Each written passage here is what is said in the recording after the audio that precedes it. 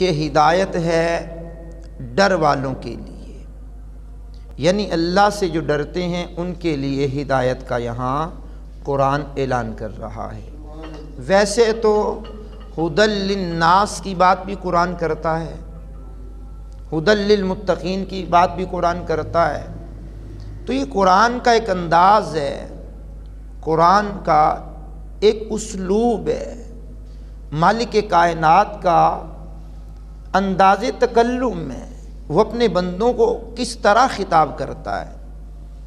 یہ بات کرنے کے بعد فرمایا الذین یؤمنون بالغیب، وہ لوگ جو بغیر دیکھے ایمان لے کر کے آئے ہیں، غیب پر ایمان لاتے ہیں۔ اس بات کو بیان کر لینے کے بعد فرمایا وَيُقِيمُونَ الصَّلَاةَ، اور نماز کو قائم رکھتے ہیں، نماز پڑھتے ہیں، پڑھے بغیر نماز قائم نہیں ہوتی۔ اب اگلی بات جو قرآن نے بیان کی ہے وَمِمَّا رَزَقْنَاهُمْ يُنْفِقُونَ، فرمایا جو ہم نے انہیں روزی دی ہے، ہم نے دی ہے، انہوں نے نہیں کمائی، ہم نے دی ہے، جو ہم نے انہیں روزی دی ہے، ہماری دی ہوئی روزی میں سے ہماری راہ میں خرچ کرتے ہیں۔ کیا بات ہے!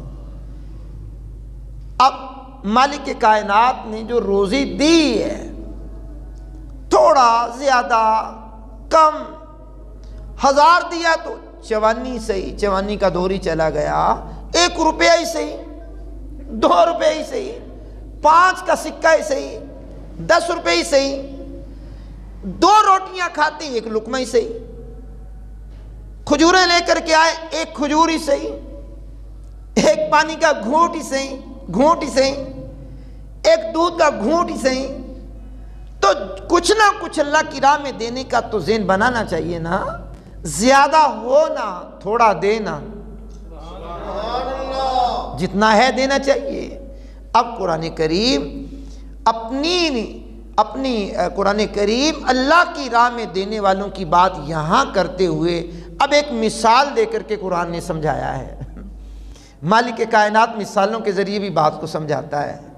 اب ایک مثال لی ہے اسی سورہ بقرہ کی آیت نمبر 262 کے اندر مالک کائنات نے مثال دی ہے۔ مثل الذین ينفقون اموالهم فی سبیل اللہ کمثل حبۃ انبتت 7 سنابل فی کل سنبلۃ 100 حبۃ واللہ یضاعف لمن یشاء واللہ واسع علیم۔ اب قرآن کریم نے جو اللہ کی راہ میں دیتے ہیں ان کی کہاوت بیان کی ہے، ان کی کہانی بیان کی ہے، ان کی مثال بیان کی ہے، کہا ان کی کہاوت جو اپنے مال اللہ کی راہ میں خرچ کرتے ہیں، اللہ اکبر، اس دانے کی طرح ہے جس نے اگائیں 7 بالیں، ہر بال میں 100 دانے، اور اللہ چاہے تو اس سے بھی زیادہ بڑھائے جس کے لیے چاہے۔ اللہ وسعت والا ہے اور وہ علم والا ہے، حکمت والا ہے مالک، جس کے لیے چاہے جتنا بڑھا دے۔ اب یہاں مثال بیان کی، مفسرین کہتے ہیں اللہ کریم مثال کے ذریعے بات سمجھا کر قوم کے لیے آسانی پیدا کرتا ہے۔ اب مفسرین نے لکھا ہے ایک دانہ جو زمین میں بو کر کے آتے ہو، ایک دانہ ہوتا ہے اور پلو جھاڑ کے آ جاتے ہو، اور کسانوں کی عادت میں نے دیکھی ہے، جی ہاں، میں کیونکہ والدہ میری دیہات سے تعلق ہے، ان کا گوجرے کی طرف سے ہے، تو ہم نے بچپن سے لے کر جوانی اور ابھی تک بھی ہمارا آنا جانا ظاہری بات ہے، اور ماموں جی وغیرہ ہمارے وہ کھیتی باڑی کا کام کرتے ہیں، تو ان کے ساتھ ہم کھیتوں میں بھی ظاہری بات اب بھی چلے جاتے ہیں، پہلے بھی جاتے تھے۔ اب وہ کسانوں کی عادت ہوتی ہے کہ وہ جو بیج ڈالتے ہیں نا کسی چیز میں ڈال کے، تو آخر میں یوں جھاڑتے ہیں۔ اب وہ بچپن میں تو یہ باتیں یاد نہیں آتی تھی، اب یاد آتی ہے۔ اب انہوں نے جھاڑ کے بتا دیا مالک ساڈے کول کچھ نہیں رہا، ہم ہمارے پاس کچھ نہیں رہا، ہم نے سارا تیرے حوالے کر دیا، تیری زمین کے حوالے کر دیا ہے، اب ہم پلو جھاڑ کے جا رہے ہیں، اب دامن کو جھاڑ کر کے جا رہے ہیں، اب مالک روزی تو نے دینی ہے، ہماری بوریاں خالی ہو گئی، اب کلو کے اعتبار سے بیج ڈالا، منوں ٹنوں کے اعتبار سے وہاں سے گندم لی ہے۔ میں نے کہا یہ کرم نہیں تو اور کیا ہے جناب؟ بیج تو مختصر ڈالا، آم کی گٹھلی لگائی تو ایک، ہر سال کتنے من آم اتارے، ہر سال پھل نکلا، ایک گٹھلی لگائی ہے جناب، ایک گٹھلی، اور پھل ہر سال مل رہا ہے۔ جامن کا درخت تو ایک مرتبہ لگایا ہے، پھل ہر سیزن میں مل رہا ہے۔ سیب کا درخت تو ایک سیزن میں لگایا ہے، پھل ہر سال مل رہا ہے۔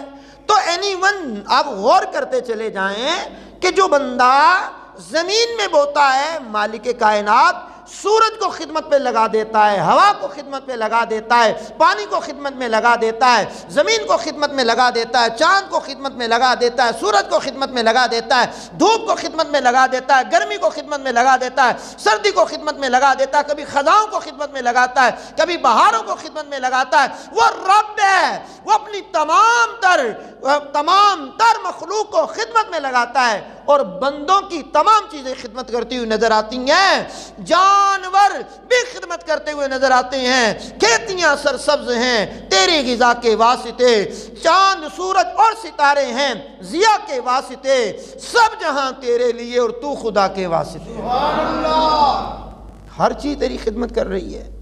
اب میں یہاں 2 آیات بینات پڑھ لینے کے بعد کریم آقا علیہ السلام کی کچھ فرامین آپ کو سناتا ہوں کہ صدقے کے حوالے سے حضور نے کیا کیا ارشادات فرمائے ہیں۔ بڑی محبت و عقیدت سے سماعت کیجئے گا۔ کریم آقا علیہ السلام کی مبارک احادیث میں سے کچھ حدیثیں پڑھنا چاہوں گا۔ میرے کریم آقا علیہ السلام نے ارشاد فرمایا صدقہ برائی کے 70 دروازے بند کر دیتا ہے۔ اب یہ نہیں کیا کہا کہ 1,00,000 روپیہ دو گے تو صدقہ برائی کے دروازے بند کرے گا، 2 کروڑ روپیہ دو گے تو صدقہ برائی کے دروازے بند کرے گا، پوری بلڈنگ بنا کے دو گے تو برائی کے صدقے دروازے بند ہوں گے، نہ، صدقہ، اللہ اکبر، تھوڑا زیادہ جتنی توفیق ہے دیجئے۔ اب دوسری حدیث سنیے، فرمایا کریم آقا نے ہر شخص روز محشر اپنے صدقے کے سائے میں ہوگا۔ کیا بات ہے جناب، کیا بات ہے جناب، یہاں تک کہ لوگوں کے درمیان فیصلہ ہو جائے۔ اب جناب صدقہ زیادہ دیا تو سایہ زیادہ، کم دیا تو ہو سکتا کم، اب جتنا صدقہ زیادہ دیتے رہیں گے سایہ گھنا ہوتا رہے گا۔ حدیث سے تو یہی پتہ چل رہا ہے جناب۔ اب فرمایا گیا ہے، تیسری حدیث پڑھنے لگا ہوں اور کمال کی حدیث پڑھنے لگا ہوں، کریم آقا رحیم آقا علیہ السلام نے ارشاد فرمایا، بے شک صدقہ کرنے والوں کو صدقہ قبر کی گرمی سے بچاتا ہے، اور بلا شبہ قیامت کے دن اپنے صدقے کے بندہ سائے میں ہوگا۔ اب اس حدیث میں 2 باتیں ذکر ہوئی ہیں۔ پہلی بات یہ ہے صدقہ دیجئے، گرمی سے بچاؤ کا سامان پیدا کیجئے، صدقہ دیجئے، اللہ کے حضور قیامت میں جائیے تو اپنے لیے سائبان لے کر کے جائیے۔ اب یہاں تو گرمی سے بچاؤ کے لیے اے سی لگوا دیے، ایئر کولر لگوا لیے، پنکھے لگوا لیے، ہوا کے لیے کھڑکیاں، روشن دان، وینٹیلیشن، غلام گردش جسے ہم کہتے ہیں، جگہ رکھوا لی، یار گرمی ہوگی تو اس کو کھول دیں گے، سردی ہوگی تو بند کر دیں گے۔ اب قبر میں کھولنے اور بند کرنے کے لیے کیا ہے؟ صدقہ ہے میرے عزیز، صدقہ دیجئے، گرمی قبر سے، گرمی قبر سے اپنے آپ کو بچائیے۔ اب قبر میں کتنا عرصہ رہنا ہے؟ سیزن کے 3 مہینے کم و بیش کوئی اے سی چلاتے ہیں عمومی طور پہ لوگ، باقی دفاتر کی بات تو الگ ہے، باقی جو گودام وغیرہ ہوتے ہیں ان کی بات تو الگ ہے۔ عمومی طور پر عوامی سطح پر تقریباً 3 ماہ کے اے سی کا دورانیہ 3 ماہ کے لیے ہوتا ہے، کم و بیش 3 ماہ تو ریگولر لوگ چلاتے ہیں 3-4 ماہ کے لیے، اب اے سی 3-4 ماہ کے لیے 8 ماہ تو سنبھال کے اس کو رکھا ہوا ہے نا۔ اب قبر کی گرمی تو جناب مسلسل ہے، گئے قبر بند ہے۔ اب قبر، اس کی وحشت، تاریکی، اس میں گھٹن، اس میں وینٹیلیشن کا کوئی انتظام نہیں، گرمی تباہ کی، اندھیرا تباہ کا، سوراخ تک بھی نہیں ہے۔ او بھائی، یہاں فرمایا گیا صدقہ دیجئے اور قبر میں گرمی سے اپنا بچاؤ کیجئے۔ اور آواز بھی اونچی نکالیے۔ چلیے ہم آگے پڑھتے ہیں۔ نبی پاک علیہ السلام کی 4تھی حدیث پڑھنے لگا ہوں۔ کریم آقا رحیم آقا علیہ السلام نے ارشاد فرمایا، نماز ایمان کی دلیل، روزہ گناہوں کی ڈھال، اور صدقہ خطاؤں کو یوں مٹاتا ہے جیسے پانی آگ کو مٹا دیتا ہے۔ یہاں ایک حدیث اگر میرا حافظہ کام کر رہا ہے تو غالباً جامع ترمذی شریف میں حدیث پڑھی ہے، یہاں مجھے اچانک یاد آ گئی ہے، وہ حدیث سامنے میرے تو نہیں ہے، خیر اس وقت یاد آ گئی، مفہوماً پڑھنے لگا ہوں، سماعت کیجئے گا۔ حضور نبی کریم علیہ السلام نے ارشاد فرمایا، اللہ کریم نے جب زمین کو تخلیق کیا تو یہ ہلنے لگی۔ حضور فرماتے ہیں یہ ہلنے لگی، مالک کائنات کے حکم سے زمین کے اوپر پہاڑ اللہ نے پیدا کر دیے، پہاڑ پیدا کر دیے، پہاڑوں نے زمین کی حرکت کو ختم کیا۔ فرشتوں نے تعجب سے پوچھا، مالک یہ پہاڑ تو زمین سے بھی زیادہ طاقتور ہے۔ سبحان اللہ۔ اب رب کائنات نے لوہے کو پیدا کیا تو لوہے نے پہاڑوں کو کاٹ دیا۔ فرشتوں کو پھر تعجب ہوا، مالک یہ لوہا تو پہاڑوں سے بھی طاقتور ہے۔ اللہ کریم نے آگ کو پیدا کیا، اس نے لوہے کو بھی پگھلا دیا۔ فرشتوں کو پھر تعجب ہوا، مالک یہ آگ تو لوہے سے بھی طاقتور ہے۔ مالک نے پھر پانی کو پیدا کیا، اس نے آگ کو بجھا دیا۔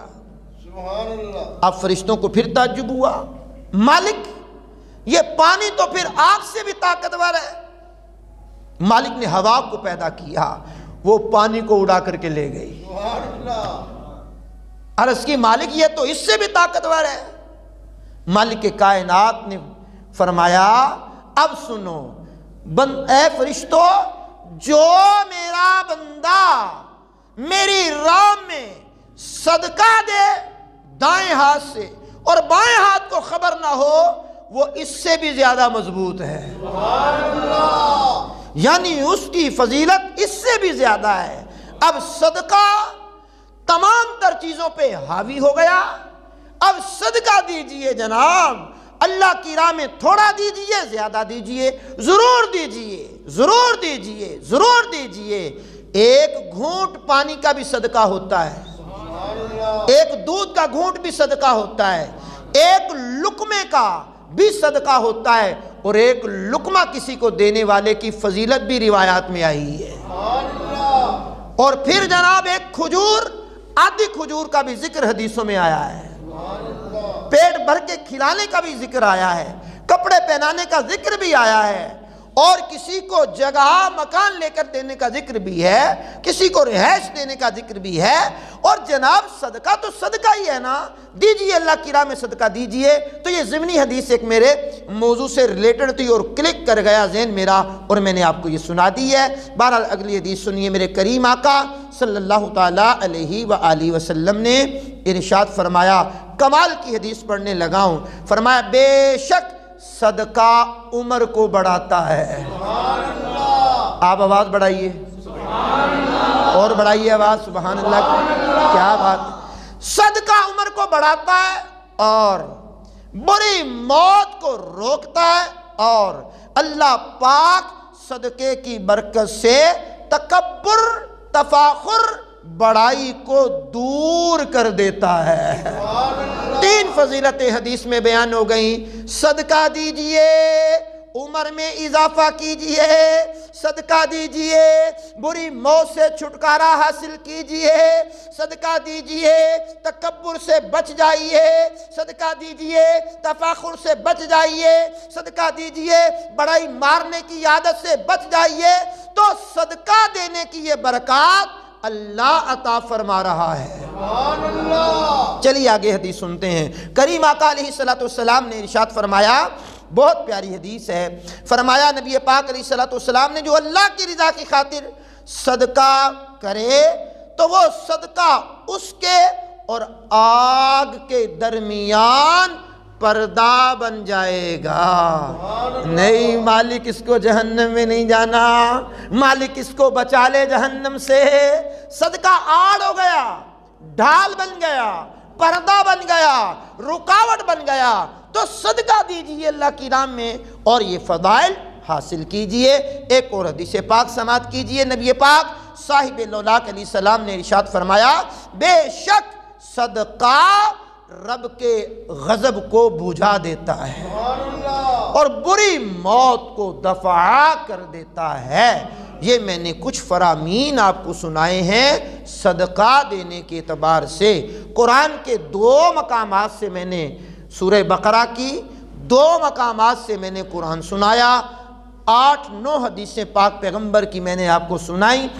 اینڈ پر میں آپ کے سامنے ایک دلچسپ معلوماتی اور بزرگوں نے جو کتابوں میں لکھا ہے ایک واقعہ وہ سنانے کی کوشش کرتا ہوں۔ کریم آقا علیہ السلام کی پیاری امت کے لیے انشاءاللہ یہ بڑا ہی باعث برکت ہوگا اور سماعت کریں گے تو علم میں بھی اللہ نے چاہا اضافے کا سبب بنے گا اور صدقہ دینے کی طرف بھی ہماری توجہ جائے گی۔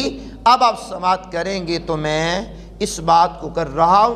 الروض الریاحین میں علامہ یافعی رحمۃ اللہ تعالی علیہ نے یہ واقعہ تحریر کیا ہے۔ علامہ یافعی کی الروض الریاحین اصل تو عربی میں ہوگی، میرے پاس تو اردو نسخہ ہے جناب والا، اب اردو نسخے سے پڑھ رہا ہوں، توجہ دیجئے گا۔ اب بہت بڑے اللہ کے ایک ولی ہیں سیدنا منصور بن عمار، ایک مرتبہ مجمع عام میں خطاب کر رہے تھے۔ خطاب کرنے کے دوران ایک سائل آیا، اس نے کہا حقیقت میں ہی میں حاجت مند ہوں، ضرورت مجھے 4 درہم کی ہے۔ یہ جو ہمارے ہاں مسجدوں میں لوگ آتے ہیں یہ گدا گر ہوتے ہیں، یہ بھکاری ہوتے ہیں، یہ کاروباری ہوتے ہیں اور ہم کئی لوگوں میں سے زیادہ مالدار ہوتے ہیں۔ ان کی عیاشیاں، ان کی سہولیات جب مختلف چینل والے عیاں کرتے ہیں تو لاکھوں روپے کی ان کی پراپرٹی نکلتی ہے، لاکھوں روپے کا ان کا بینک بیلنس نکلتا ہے۔ تو جو مجبور ہوتا ہے اس کی زبان اس کا ساتھ ہی نہیں دیتی کہ وہ مانگنے کے لیے بول ہی سکے، نہیں ساتھ دیتی اس کی۔ یہ گدا گر لوگ ہوتے ہیں، ان کی بات نہیں کر رہا، اور ان کو دینا تو ثواب میں نہیں سمجھتا کہ ان کو دینا ثواب ہے۔ کیوں؟ مسجد میں سوال کرنا ہی ذاتی طور پر منع، پھر ان کو دینا ہے 1 روپیہ دیا تو باہر 70 روپے دیجئے، کتابوں میں لکھا ہے کفارہ ادا کیجئے۔ تو یہاں مسجدیں سوال کرنے کے لیے نہیں ہے، سوال کرنے کے لیے دروازہ ہے، تو وہاں جائیے سوال کیجئے۔ تو میں بات کر رہا تھا وہ سائل حقیقت میں ضرورت مند تھا، اس نے مجمع میں آ کر، مسجد کا ذکر نہیں ہے علامہ یافعی نے کیا، مجمع میں آ کر کے سوال کر دیا۔ تو علامہ سیدنا منصور بن عمار نے کہا کتنا پیسے چاہیے؟ اس نے کہا جی 4 درہم چاہیے۔ آپ نے مجمع میں اعلان کیا جو بندہ اس کو 4 درہم دے گا فقیر اس کو 4 دعائیں دے گا۔ سبحان اللہ، کیا بات ہے جناب۔ اب دیکھیے 4 دعائیں لیجئے۔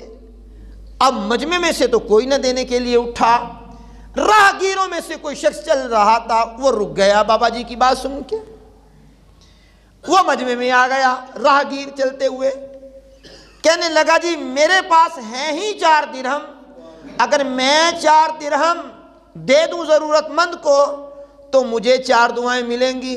سبحان اللہ، کیا بات ہے جناب۔ فرمایا جی ہاں، آپ کو 4 دعائیں ہم دیں گے، اگر آپ 4 درہم دیتے ہیں تو ہم 4 دعائیں دیں گے آپ کو، اور دعائیں بھی دیں گے تیری مرضی کی۔ سبحان اللہ، نالے چوپڑیاں تے نالے 2 ہیں بھائی، نالے چوپڑیاں تے نالے 2 دعائیں دیں گے، اور دیں گے بھی تمہاری مرضی کی۔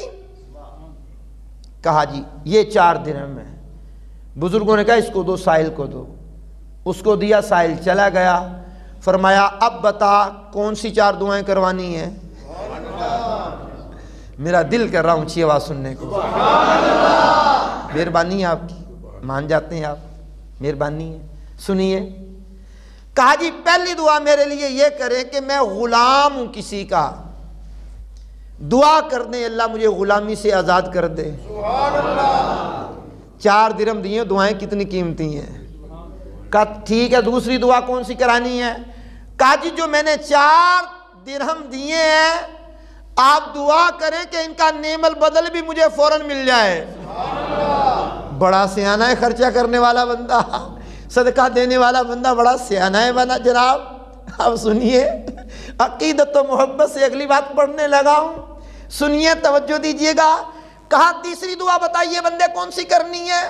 کہا تیسری دعا یہ کرے کہ اللہ مجھے اور میرے مالک کو توبہ کی توفیق دے دے، ہم گناہوں سے بچ کر نیکی کے راستے پر آ جائیں۔